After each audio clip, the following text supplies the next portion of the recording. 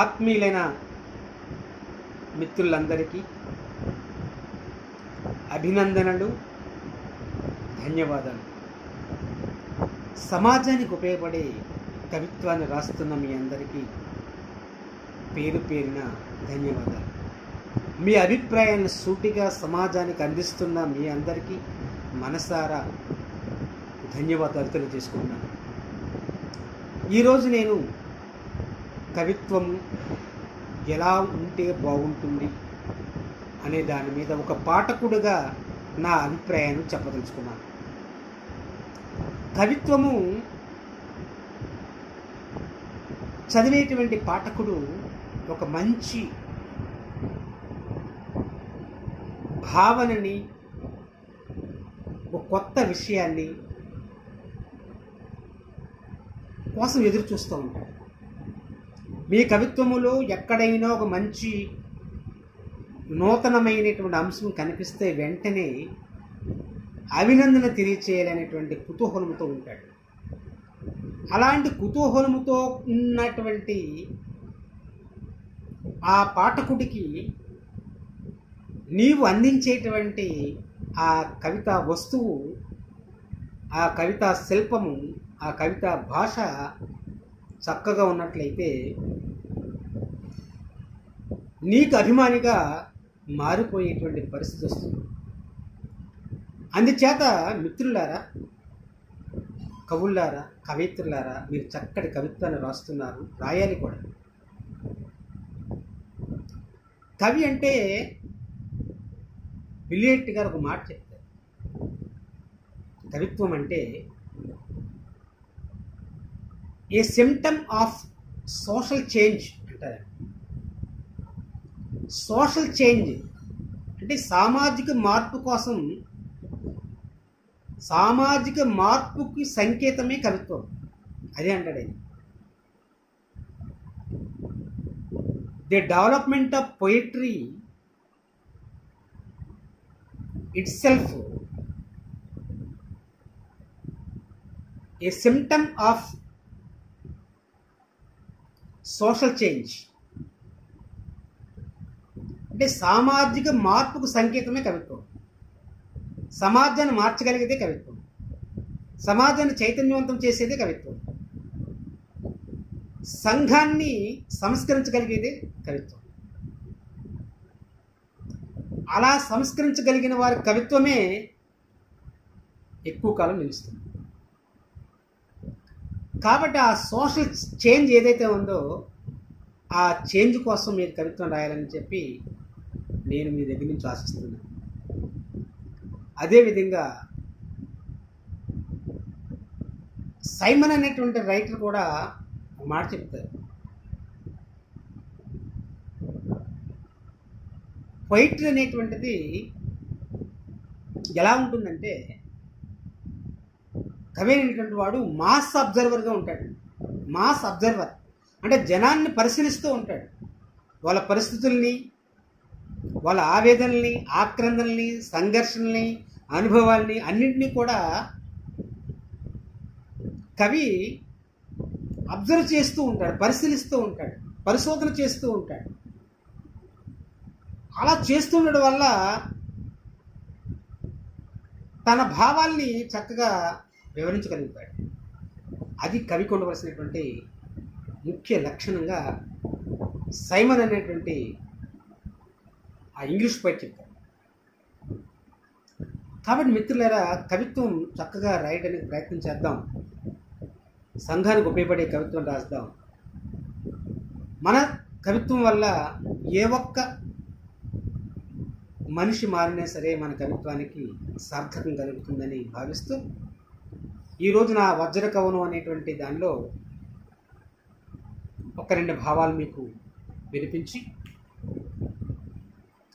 వినిపించాలని ఆశపడుతున్నాను. ముఖ్యంగా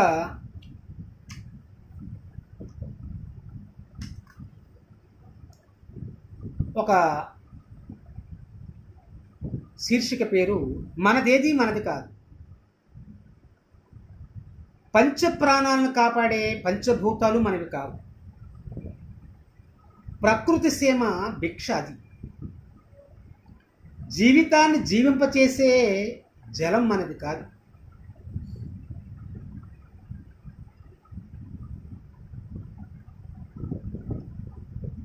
నదీమ తల్లి నజరానా అది.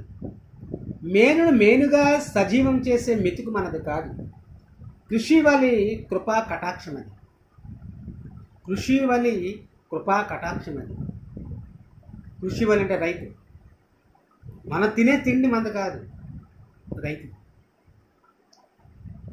కాడి ఒకరిది, కమ్మని బ్రతుకు మరొకరిది. శ్రమ ఒకరిది, శ్రేయస్సు మరొకరిది. కన్నీరు ఒకరివి, పన్నీరు మరొకరిది.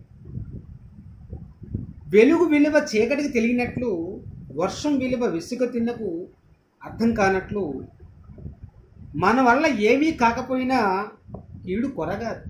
కీడు చేయడానికి మనం భావించకూడదు.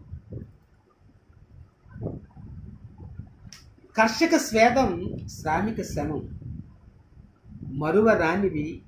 కార్మిక క్రాంతం మరువరానివి, మరపురానివి. మోదం అందించే మోచేతిని, ఖేదాన్ని తొలగించే విశాల హృదిని కాపాడుకుందాం.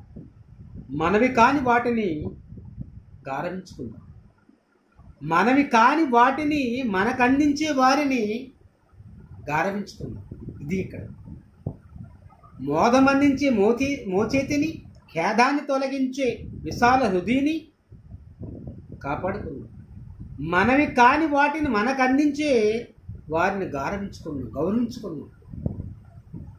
మనవి కాని వాటిని వాళ్ళు మనకు అందిస్తున్నారు. శ్రామికులు, కర్షకులు, రైతులు,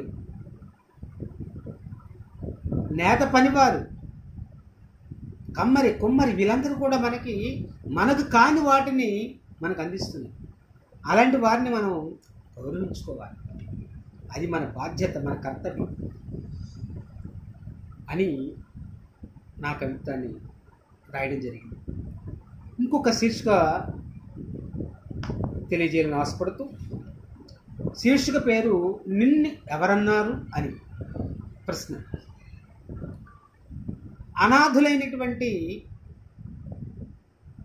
తల్లులు మనకు చాలామంది కనిపిస్తూ ఉంటారు.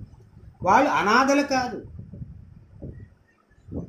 అనాదరణకు గురై రోడ్ల మీద బతికేటువంటి అమ్మలు. వాళ్ళని చూస్తుంటే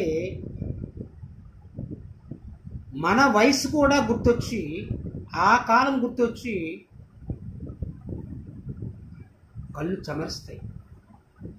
ఆ క్షణం మన వయసును కూడా గుర్తు చేసుకుంటే, మన పరిస్థితి కూడా గుర్తు చేసుకుంటే ఎంత బాధ కలుగుతుందో ఆ బాధను నేను అక్షరబద్ధం చేశాను. కాలమిచ్చిన రూపమే కానీ కాయాంది కాదు, వయసిచ్చిన కానుకే కానీ నెత్తురిది కాదు, బ్రహ్మ ఇచ్చిన మార్పే కానీ హృదయానిది కాదు. ఉదయించకుండా రవి, భ్రమించకుండా భువి, మెరవకుండా మెరుపు, వర్షించకుండా మేఘం, పండకుండా జీవితం ఉండనే ఉండం. వయసెంతో తెలియని విశ్వానికి లేని రూపు, నింగికి లేని మార్పు, వెన్నెలకు లేని గాడ్పు, మనిషికెందుకో భగవంతుడికే ఎరుక. ముడుతుల తరువుకే గాని మనసుకు కాదు, తెలుపు తలకే గాని తలపులకు కాదు. నిగనగలాడే సస్యముల బ్రతుకు పంటను పండించుకున్న నిన్నెవరన్నారు? ముగ్గు పుట్టని 3 తరాల వజ్రానివి నీవు.